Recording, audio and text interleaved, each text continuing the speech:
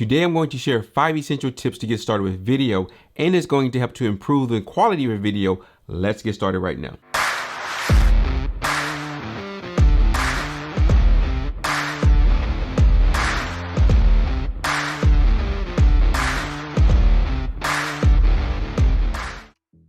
What's up, it's Aalon and welcome to another video. If this is your first time here and you want to learn how to make videos, tips and tricks, and other types of video related content, start now by subscribing and clicking the alert icon.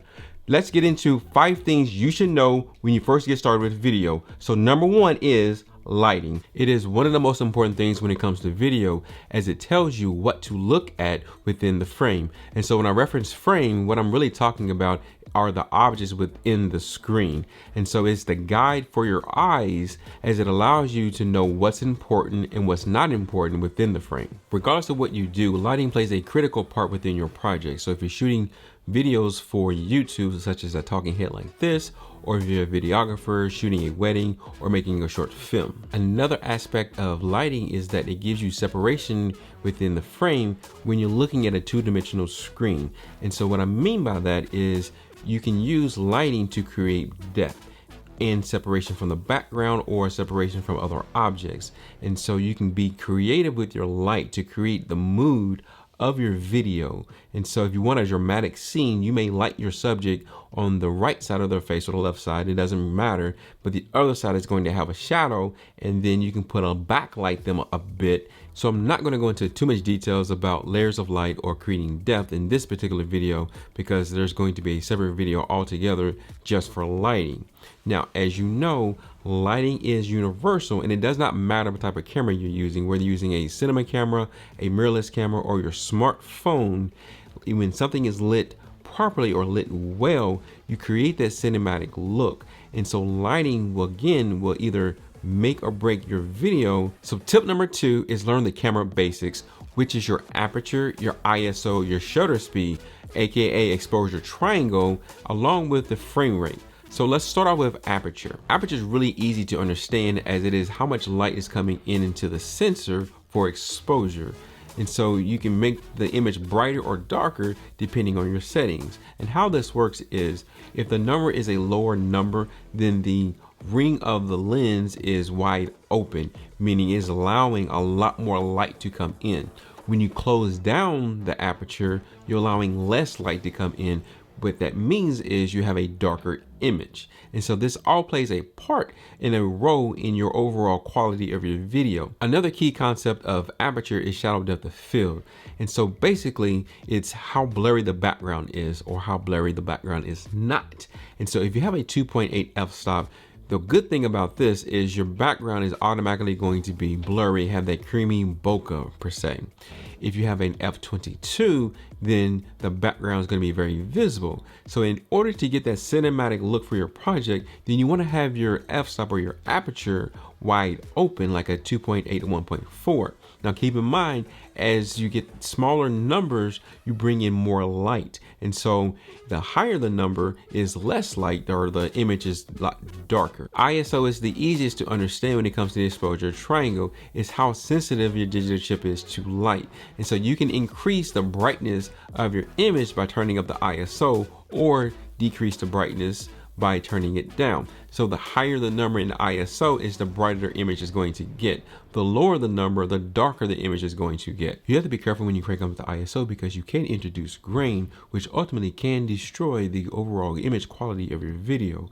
Even though you are increasing the brightness of the video, but you're doing so digitally, and so therefore it impacts how much noise is brought to the image. Shutter speed and frame rate has a unique relationship, and generally you want to follow the 180 rule, which means for video, if you're shooting at a frame rate, you want your shutter to be double. For instance, if you're shooting at 24 frames per second, then your shutter speed should be 1/48 or 1/50th, but that really all depends on your camera. And so the manufacturers have preset these calculations for the processor to automatically double the frame rate. The reason why you double your shutter speed, because it simply mimics how our eyes see motion, and you want to have a natural motion blur. Learning your basic camera settings allows you to move away from the auto settings and being dependent upon them, and gives you more creativity with your videos. And so that aperture, ISO, shutter speed, as well as frame rate all those together, balancing that to get that perfect exposure, plays a part in how the quality of your image is going to look. And so if you're able to dial in that perfect exposure every single time, then you're more likely going to have a good quality picture. So tip number 3 is creating a good composition. And so what I mean by composition, I'm really talking about the elements or the objects that's arranged within the screen. And so there are generally rules that you want to follow when it comes to creating a good composition. Now, there are often times where you do want to break those rules, but getting started, you do definitely want to study these rules and get these down before you kind of break these rules. So the first one that I'm going to talk about is the rule of third. It's a 3x3 grid that's laid out within the frame, and you have vertical and horizontal lines. And generally, when you're shooting people, you definitely want to put the person on one of these vertical lines or point of interest. Placing the subject within one of the vertical lines also allows you to create a good composition. And when you do so, you also wanted to give them enough room on the opposite side, which would be called looking room, so that you have a nice, well-balanced image. So when you're doing a talking head such as this video, another point of interest that you want to use are the eyes of the subject and the mouth. And so you want to make sure that you have enough headroom within the frame. And so that is the distance between the top of the head and the top of the frame. You also want to ensure that you don't have too much headroom where there's too much space above the head. Now, when you're doing a tighter shot or a close-up shot, the general rule is you want to place the eyes on the top line of the horizontal line and the mouth on the bottom of the horizontal line.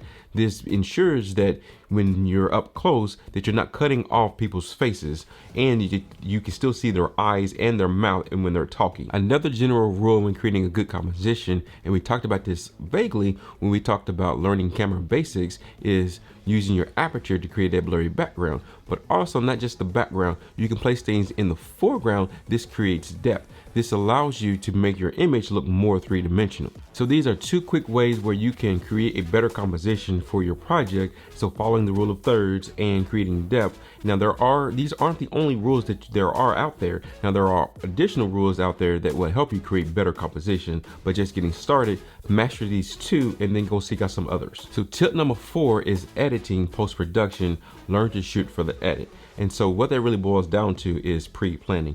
You want to spend a lot of time in this phase. And so if you're creating content for YouTube, or if you're doing videography or whatever it is, you want to write out all of your shot lists. This allows you to be organized and collect all the thoughts. And this saves you so much time in the post-production aspect of the video. Also, it allows you to speed up your workflow. And so you want to have all of your B-roll, and when you're doing your talking points, you know exactly which clips is going to go where within that organization of the sequence.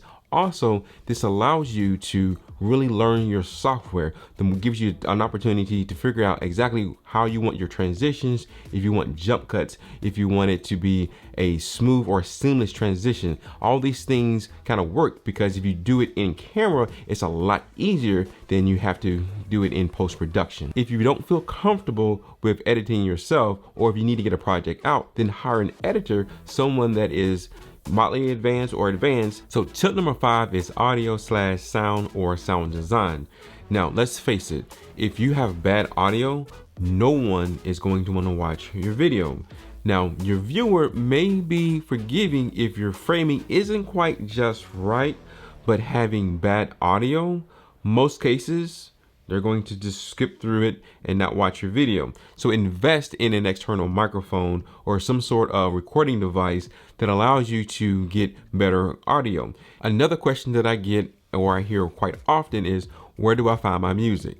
I typically get my music from Epidemic Sounds or Artlist.io. They have a plethora of variety of different type of genres out there that you can kind of go out and download and test out. And so the biggest piece when it comes to your audio or your music, you definitely want to ensure that the music matches your video. So you don't want some type of video and you have this dramatic music behind, but it doesn't match the actual visuals that's on the screen. Make sure that you do line it up appropriately. Another thing that I do when I can't find the perfect sound effects is I make my own. And so I use this little microphone. It's the Rode Video Mic Mini. It's a shotgun mic, and I connect it to my smartphone.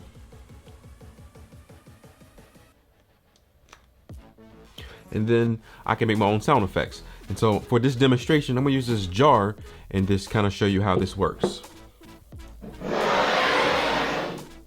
And so you get the idea that you can practically make any type of sound effects that you want and be creative to make it match with your video with just a little bit of help with some tools such as an external microphone. If you are new to making videos in general and you like to learn more about your manual settings such as your aperture, your ISO, and your shutter speed, please do check out the exposure triangle playlist. If you have not subscribed just yet, please do so now. That will be greatly appreciated. Thank you so much for watching, and I will see you in the next video. Peace.